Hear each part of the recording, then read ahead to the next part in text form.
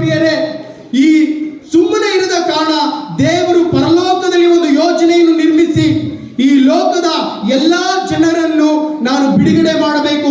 ಯಾವುದರಿಂದ ಬಿಡುಗಡೆ ಮಾಡಬೇಕೆಂಬುದಾಗಿ ನೋಡುವುದಾದ್ರೆ, ಪಾಪದಿಂದ ಬಿಡುಗಡೆ ಮಾಡಬೇಕು, ಮರಣದಿಂದ ತಪ್ಪಿಸಬೇಕು ಎಂಬಂತ ಮೂಲ ಉದ್ದೇಶದ ಮೇರೆಗೆ ದೇವರ ವಾಕ್ಯದಲ್ಲಿ ಹೀಗೆ ಬರೆಯಲ್ಪಟ್ಟಿದೆ. ದೇವರು ತನ್ನ ಒಬ್ಬನೇ ಮಗನನ್ನು ಲೋಕದ ಮೇಲೆ ಎಷ್ಟೋ ಪ್ರೀತಿಯನ್ನಿಟ್ಟು ತನ್ನ ಒಬ್ಬನೇ ಮಗನನ್ನು ಈ ಲೋಕಕ್ಕೆ ಕಳಿಸಿಕೊಟ್ಟನು.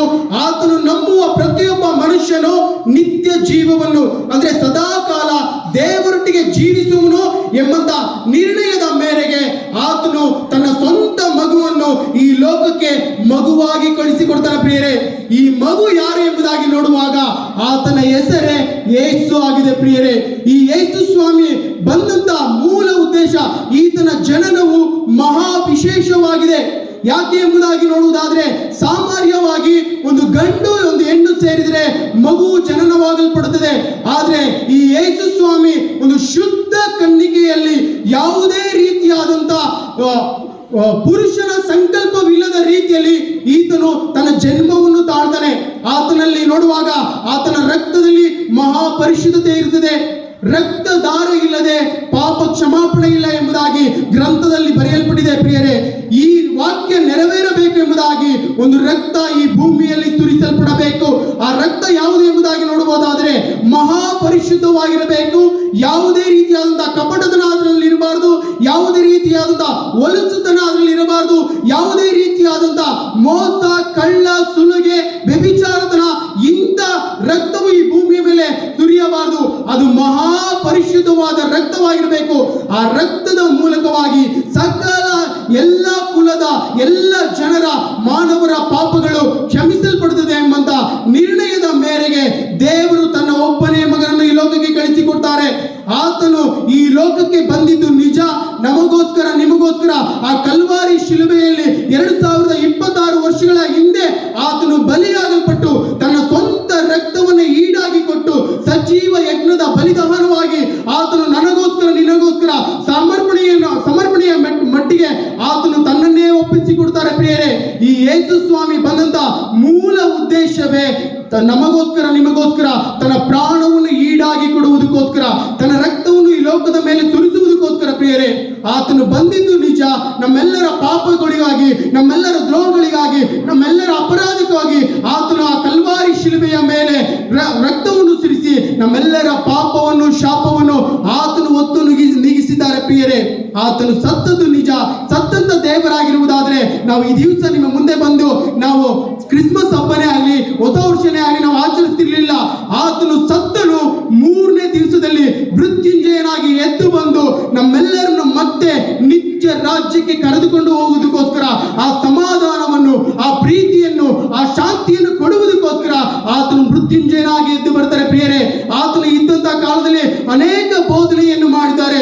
ಪ್ರೀತಿಯ ಕುರಿತಾಗಿ, ವೈರಿಗಳನ್ನು ಪ್ರೀತಿಸಿರಿ ಎಂಬುದಾಗಿ, ಆತನು ನಿನ್ನಂತೆ ನಿನ್ನ ನೆರೆಯವರನ್ನು ಪ್ರೀತಿಸಿರಿ ಎಂಬುದಾಗಿ ಪ್ರೀತಿಯ ಸಂದೇಶವನ್ನು ಹೊತ್ತುಕೊಂಡು ಬಂದು ಆತನು ಈ ರೀತಿಯಾಗಿ ಹೇಳ್ತಾನೆ, ಎಲೆ ಕಷ್ಟಪಡುವವರೇ, ಹೊರೆ ಹೊತ್ತವರೇ, ನೀವೆಲ್ಲರೂ ನನ್ನ ಬಳಿಗೆ ಬನ್ರಿ, ನಾನು ನಿಮ್ಗೆ ವಿಶ್ರಾಂತಿ ಕೊಡ್ತೀನಿ. ಆ ವಿಶ್ರಾಂತಿ ಬಂದು ತಾತ್ಕಾಲಿಕವಾದಂತಹ ವಿಶ್ರಾಂತಿ ಅಲ್ಲ ಪ್ರಿಯರೇ, ಅದು ಶಾಶ್ವತವಾದಂತಹ ವಿಶ್ರಾಂತಿ, ಅದು ಶಾಶ್ವತವಾದಂತಹ ಜೀವ, ಅದು ಶಾಶ್ವತವಾದಂತಹ, ನಾವೆಲ್ಲರೂ ಹೇಳ್ತೀವಲ್ಲ ನರಕ ಮತ್ತು ಪರಲೋಕ ಅಥವಾ ಸ್ವರ್ಗ ಅಥವಾ ಮೋಕ್ಷ ಎಂಬುದಾಗಿ ಹೇಳ್ತೀವಲ್ಲ.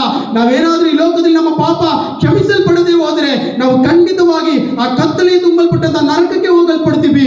ಆದ್ರೆ ಯೇಸು ಸ್ವಾಮಿಯನ್ನು ನಂಬಿ ನಾವು ಆ ಶಾಂತಿಯನ್ನು, ಆ ಪ್ರೀತಿಯನ್ನು ನಾವು ನಂಬುವುದಾದ್ರೆ ಖಂಡಿತವಾಗಿ ಒಂದು ದಿವಸ ನಾವು ಪರಲೋಕದಲ್ಲಿ ಆ ನಿತ್ಯ ರಾಜ್ಯದಲ್ಲಿ ಅಥವಾ ಮೋಕ್ಷದಲ್ಲಿ ನಾವು ಸೇರುವವರಾಗಿದ್ದೀವಿ. ಪ್ರಿಯರೇ, ನಾವೆಲ್ಲರೂ ಸಹ ಕಡೆಯದಾಗಿ ನಾವು ಮಾಡಬೇಕಾದಂತ ಒಂದೇ ಒಂದು ಕೆಲಸ ಯಾವುದಂದ್ರೆ, ಏಸಯ್ಯ, ನೀವು 2000 ವರ್ಷದ ಹಿಂದೆ ನೀವು ಈ ಲೋಕಕ್ಕೆ ಬಂದಿದ್ದೀರಾ, ನಮ್ಮ ಪಾಪಗಳಿಗೋಸ್ಕರ, ನಮ್ಮ ದ್ರೋಹಗಳಿಗೋಸ್ಕರ, ನಮ್ಮ ಅಪರಾಧಕ್ಕೋಸ್ಕರ ನೀವು ಆ ಕಲ್ವಾರಿ ಶಿಲುಬೆಯಲ್ಲಿ ಪ್ರಾಣವನ್ನು ಕೊಟ್ಟಿದ್ದೀರಲ್ಲಪ್ಪ, ನನ್ನ ಪಾಪವನ್ನು ತೊಳೆ ಎಂಬುದಾಗಿ ನೀವು ಹೃದಯದಲ್ಲಿ ಒಂದು ಚಿಕ್ಕ ವಿಜ್ಞಾಪನೆಯನ್ನು ಮಾಡುವುದಾದ್ರೆ ಖಂಡಿತವಾಗಿ ದೇವರು ನಿಮಗೆ ಶಾಂತಿ, ಸಮಾಧಾನವನ್ನು ಕೊಟ್ಟು ನಿಮ್ಮನ್ನು ನಿತ್ಯ ರಾಜ್ಯಕ್ಕೆ ಕರೆದುಕೊಂಡು ಹೋಗುವವರಾಗಿದ್ದಾರೆ. ಪ್ರಿಯರೇ, ನಮ್ಮ ತಂಡದವರು ಮುಂದೆ ಬಂದು ನಾವೆಲ್ಲರೂ ಸಹ ಮೊಣಕಾಲೂರಿ ನಿಮಗೋಸ್ಕರ ನಾವು ಪ್ರಾರ್ಥನೆ ಮಾಡುವವರಾಗಿದ್ದೀವಿ. ಯಾರು ಎಲ್ಲರೂ ಸಹ ತಮ್ಮ ಹೃದಯದ ಮೇಲೆ ಕೈಗಳನ್ನಿಟ್ಟು ದೇವರೇ ನನ್ನ ಪಾಪವನ್ನು ತೊಳೆಯಿರಿ ಎಂಬುದಾಗಿ ನೀವು ಪ್ರೀತಿಪೂರ್ವಕವಾಗಿ ಬೇಡಿಕೊಳ್ಳುವುದಾದ್ರೆ ಕರ್ತನು ಖಂಡಿತವಾಗಿ ನಿಮ್ಮನ್ನು ಕ್ಷಮಿಸಿ ಆ ನಿತ್ಯ ರಾಜ್ಯಕ್ಕೆ ಕರೆದುಕೊಂಡು ಹೋಗುವವರಾಗಿದ್ದಾರೆ. ಪ್ರಿಯರೇ, ಮಹಾಪರಿಶುದ್ಧನಾದ ದೇವರೇ, ನಿಮ್ಮ ಕೃಪೆಗೆ ನಾನು ಸ್ತೋತ್ರ ಮಾಡ್ತೀನಿ ಅಪ್ಪ. ಹೌದು ಸ್ವಾಮಿ, 2000 ವರ್ಷಗಳ ಹಿಂದೆ ಕರ್ತನೆ ನೀವು ಈ ಲೋಕಕ್ಕೆ ಬಂದು ನಮ್ಮೆಲ್ಲರ ಪಾಪದ ನಿಮಿತ್ತವಾಗಿ, ನಮ್ಮೆಲ್ಲರ ಅಪರಾಧದ ನಿಮಿತ್ತವಾಗಿ, ನಮ್ಮೆಲ್ಲರ ದ್ರೋಹದ ನಿಮಿತ್ತವಾಗಿ ಅಪ್ಪ ಆ ಕಲ್ವಾರಿ ಶಿಲುಬೆಯಲ್ಲಿ ನಮಗೋಸ್ಕರ ಕರ್ತನೆ ಅಪ್ಪ, ಇಲ್ಲಿರುವಂತ ನೆರೆದು ಬಂದಿರುವ ಎಲ್ಲರಿಗೋಸ್ಕರ, ಈ ತ್ಯಾಮ್ಗಳ್ಳ ಪ್ರಾಂತ್ಯದಲ್ಲಿ ವಾಸ ಮಾಡುತ್ತಿರುವಂತ ಎಲ್ಲ ಹಿರಿಯರಿಗೋಸ್ಕರ ಕರ್ತನೆ, ಎಲ್ಲ ಪುಟ್ಟ ಮಕ್ಕಳಿಂದ ಹಿಡಿದು ಕರ್ತನೆ ಅಪ್ಪ ದೊಡ್ಡವರಿಗೋಸ್ಕರ ದೇವ್ರೆ ನೀವು ರಕ್ತವನ್ನು ಸುರಿಸಲ್ಪಟ್ಟಿದ್ರಲ್ಲ ದೇವ್ರೆ, ಅವರ ಪಾಪಗಳಿಗಾಗಿ, ಅವರ ದ್ರೋಹಗಳಿಗಾಗಿ ನೀವು ವಿಮೋಚನೆಯನ್ನು ಕೊಟ್ಟಿದ್ದೀರಲ್ಲ ಅಪ್ಪ. ಆ ರಕ್ತವನ್ನು ಕರ್ತನೆ ಹೌದು ಸ್ವಾಮಿ ಸುರಿಸಲ್ಪಟ್ಟು ಕರ್ತನೆ ನಮ್ಮೆಲ್ಲರ ದ್ರೋಹವನ್ನು, ಅಪರಾಧವನ್ನು ನೀವು ಮನ್ನಿಸಿದ್ರಲ್ಲಪ್ಪ. ನಿಮಗೆ ಸ್ತೋತ್ರ ಮಾಡ್ತೀನಿ ಅಪ್ಪ. ಬೇಡುವ ಪ್ರತಿಯೊಬ್ಬರ ಮೊರೆಯನ್ನು ಕೇಳಿ ಕರ್ತನೆ ಅವರ ಪಾಪವನ್ನು, ಅವರ ಶಾಪವನ್ನು ತೊಳೆದು ಕರ್ತನೆ ನೀವು ಅವರ ಬಾಳಿಗೆ ಸಂತೋಷವನ್ನು ಕೊಡ್ರಿ, ನೆಮ್ಮದಿಯನ್ನು ಕೊಡ್ರಿ, ಸುಖವನ್ನು ಕೊಡ್ರಿ, ಶಾಂತಿಯನ್ನು ಕೊಡ್ರಿ ಅಪ್ಪ. ಈ ತ್ಯಾಮಗುಂಡದಲ್ಲಿ ಕರ್ತನೆ ಹಳ್ಳಿ ನೆನಪಿನಲ್ಲಿ ದೇವ್ರೆ ಅಪ್ಪ ಇರುವುದ ಎಲ್ಲಾ ಮಕ್ಕಳಿಗೂ ಸ್ವಾಮಿ ಅವರು ಕೈ ಹೆಚ್ಚಿ ಮಾಡುವಂತ ಕೆಲಸ ಕಾರ್ಯಗಳನ್ನು ಯೇಸುವಿನ ನಾಮದಲ್ಲಿ ಆಶೀರ್ವದಿಸಿರಿ ಅಪ್ಪ. ಅಪ್ಪ ನಮ್ಮ ದೇಶದ ಬೆನ್ನೆಲುಬಾಗಿರುವಂತ ರೈತರಿಗಾಗಿ ನಾನು ಪ್ರಾರ್ಥನೆ ಮಾಡ್ತೀನಿ ಅಪ್ಪ. ಅವರು ಬಿತ್ತುವಂತ ಬೀಜಕ್ಕೆ 100ರಷ್ಟು ಪ್ರತಿಫಲವನ್ನು ಕೊಟ್ಟಿ ಅಪ್ಪ, ಒಳ್ಳೆ ಮಳೆಯನ್ನು ಕೊಟ್ಟಿ, ಒಳ್ಳೆ ಬೆಳೆಯನ್ನು ಕೊಟ್ಟಿ ಅವರನ್ನು ಸಮೃದ್ಧಿಯಾಗಿ ಇರಿಸಿರಿ ಕರ್ತನೆ ಅಪ್ಪ. ಅದೇ ರೀತಿ ಕರ್ತನೆ ಎಜುಕೇಶನ್ ಮಾಡ್ತಿರುವಂತ ದೇವ್ರೆ ಎಲ್ಲ ಪುಟ್ಟ ಮಕ್ಕಳನ್ನು ದೇವ್ರೆ ಅಪ್ಪ, ಯೌವನ ಪ್ರಾಯದಿರುವಂತ ಮಕ್ಕಳನ್ನು ದೇವ್ರೆ ನಿಮ್ಮ ಕೈಗೆ ಒಪ್ಪಿಸಿ ಕೊಡ್ತಾ ಇದ್ದೀನಿ ಅಪ್ಪ. ಈ ಗ್ರಾಮದಿಂದ ಕರ್ತನೆ ಎಲ್ಲಾ ಮಕ್ಕಳನ್ನು ಮುಟ್ಟಿರಿ ಸ್ವಾಮಿ, ಎಲ್ಲರನ್ನು ಕರ್ತನೆ ನಿನ್ನ ಕೃಪೆಯಲ್ಲಿ ಮರೆಮಾಡಿಕೊ ದೇವ್ರೆ. ಯಾರಾದ್ರೂ ಬೇಡಿಕೊಳ್ಳುವುದಾದ್ರೆ ನಾನು ಜ್ಞಾನವನ್ನು ಉದಾರವಾಗಿ ಕೊಡ್ತೀನಿ ಎಂಬುದಾಗಿ ಹೇಳಿದ್ರಪ್ಪ. ಆ ಮಕ್ಕಳಿಗೆ ಜ್ಞಾನವನ್ನು ಕೊಡ್ರಿ, ತಿಳುವಳಿಕೆಯನ್ನು ಕೊಡ್ರಿ, ವಿವೇಕವನ್ನು ಕೊಟ್ಟು ದೇವ್ರೆ ಒಳ್ಳೆಯ ಅಂಕವನ್ನು ಪಡೆದು ದೇವ್ರೆ ಈ ಗ್ರಾಮಕ್ಕೂ ನಮ್ಮ ದೇಶಕ್ಕೂ ದೇವ್ರೆ ಉತ್ತೀರ್ಣವಾದಂತ ಅಧಿಕಾರಿಗಳಾಗಿ ದೇವ್ರೆ ಮಾರ್ಪಡಿಸಿರಿ ದೇವ್ರೆ. ಇಲ್ಲಿರುವಂತಹ ಎಲ್ಲಾ ರೀತಿಯಾದಂತ ಕರ್ತನೆ ಅಪ್ಪ ಗ್ರಾಮದ ಹೌದು ಕರ್ತನೆ ಎಲ್ಲ ಅಧಿಕಾರಿಗಳನ್ನು ರಾಜಕಾರಣದಲ್ಲಿರುವಂತ ಎಲ್ಲರನ್ನು ಒಪ್ಪಿಸಿ ಕೊಡ್ತೀನಿ ದೇವ್ರೆ. ಎಲ್ಲರನ್ನು ಮುಟ್ಟಿ ಆಶೀರ್ವದಿಸಿರಿ ಕರ್ತನೆ ಅಪ್ಪ. ನೀವಾಗೆ ಮಾಡೋದಕ್ಕಾಗಿ ಸ್ತೋತ್ರ. ನಿಮ್ಮ ಪ್ರೀತಿಗಾಗಿ, ನಿಮ್ಮ ದಯೆಗಾಗಿ ನಿಮಗೆ ಕೋಟಿ ಕೋಟಿ ಸ್ತೋತ್ರ ಮಾಡುತ್ತಾ ತಂದೆ ಮಗ ಪರಿಶುದ್ಧಾತ್ಮನ ಹೆಸರಿನಲ್ಲಿ ಬೇಡಿ ಹೊಂದಿದ್ದೀನಿ ನನ್ನ ಜೀವವುಳ್ಳ ತಂದೆಯಾದ ದೇವರೇ, ಆಮೆನ್.